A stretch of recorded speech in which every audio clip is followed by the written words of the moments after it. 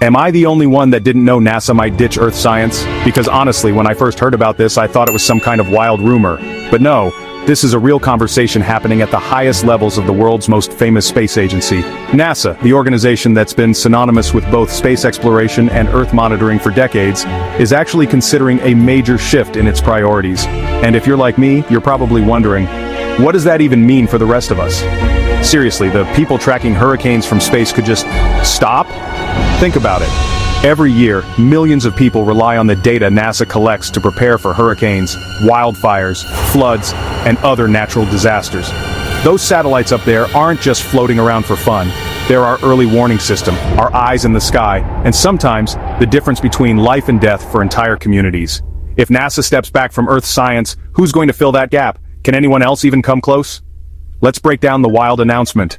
In a move that's shocked scientists, policymakers, and the public alike, NASA's leadership has floated the idea of scaling back or even eliminating its Earth Science Division. The official line? They want to refocus resources on deep space exploration, like returning to the moon, sending humans to Mars, and searching for life beyond our solar system. It sounds exciting, sure, but it's also raising a ton of questions and honestly a lot of eyebrows. For decades, NASA's been our eyes in the sky, watching hurricanes, tracking wildfires, and even measuring melting ice caps. Their satellites have given us a front-row seat to the dramatic changes happening on our planet. From the shrinking Arctic sea ice to the raging infernos in California and Australia, NASA's Earth science missions have helped us understand how our climate is changing, how pollution moves across continents, and how natural disasters unfold in real time. Without this data, we'd be flying blind in a world that's already facing unprecedented environmental challenges. But during a recent briefing, NASA's acting chief said it's time to shift focus away from studying Earth and double down on exploring space. The reasoning? Budgets are tight, and the pressure to achieve big headline-grabbing milestones, like landing astronauts on the moon again or sending a crewed mission to Mars, is higher than ever. The chief argued that NASA's core mission has always been about pushing the boundaries of what's possible in space, and that maybe it's time to let other agencies or organizations take the lead on Earth science. Critics?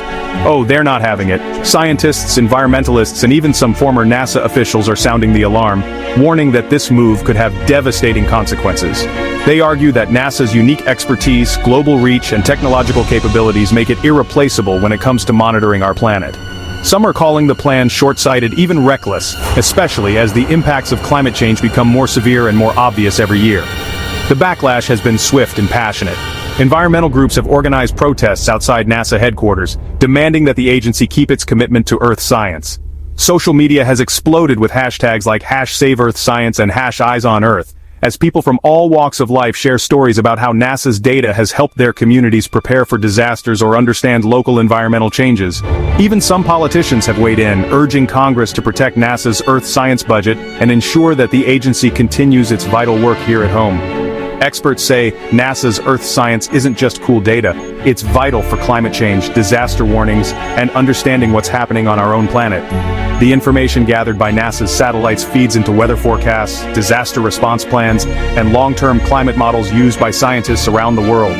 It helps farmers decide when to plant crops, helps cities prepare for floods, and helps governments track the spread of wildfires and droughts. In short, it's the backbone of our modern understanding of Earth's systems.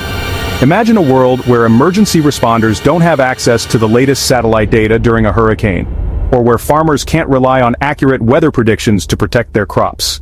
Imagine city planners trying to prepare for rising sea levels or extreme heat without the detailed maps and models that NASA provides. The ripple effects would be felt everywhere, from the food we eat to the safety of our homes and the stability of our economies. Imagine losing the warning systems for hurricanes or missing out on climate data that could shape our future. It's not just about losing a few cool images from space, it's about losing the tools we need to protect ourselves and plan for what's coming. Without NASA's Earth science, we risk being caught off guard by the very forces that shape our world. Some people argue that other organizations like the European Space Agency or private satellite companies could pick up the slack. But the truth is, no one else has the same combination of resources, experience, and global reach as NASA. Many of these organizations actually rely on NASA's data themselves, and losing that partnership could set back Earth science research by years, if not decades. The argument? Budgets are tight and Moon and Mars missions are calling. There's only so much money to go around, and every dollar spent on Earth science is a dollar not spent on building rockets, developing new spacecraft, or training astronauts for deep space missions.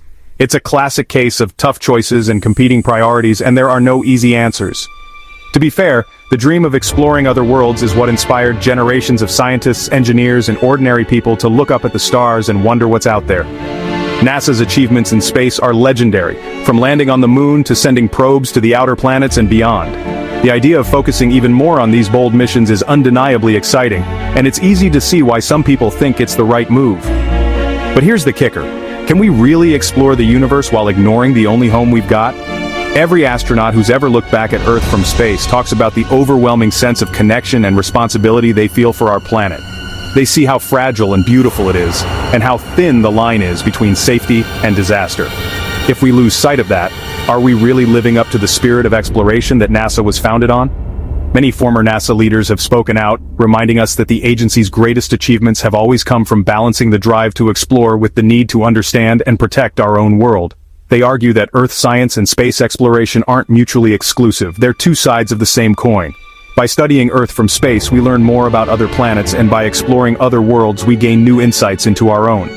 What do you think? Should NASA keep its eyes on Earth or boldly go all in on space?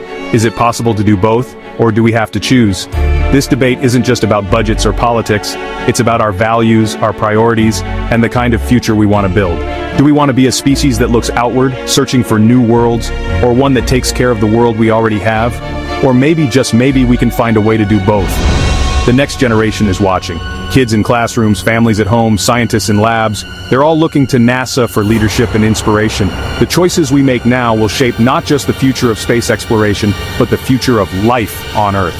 Will we rise to the challenge or turn our backs on the planet that gave us life? Drop your thoughts below, and don't forget to like and subscribe for more space updates. This is one debate that's far from over, and your voice matters. Whether you're a space enthusiast, an environmentalist, or just someone who cares about the future, let's keep this conversation going. After all, the fate of our planet, and our place in the universe, could depend on it.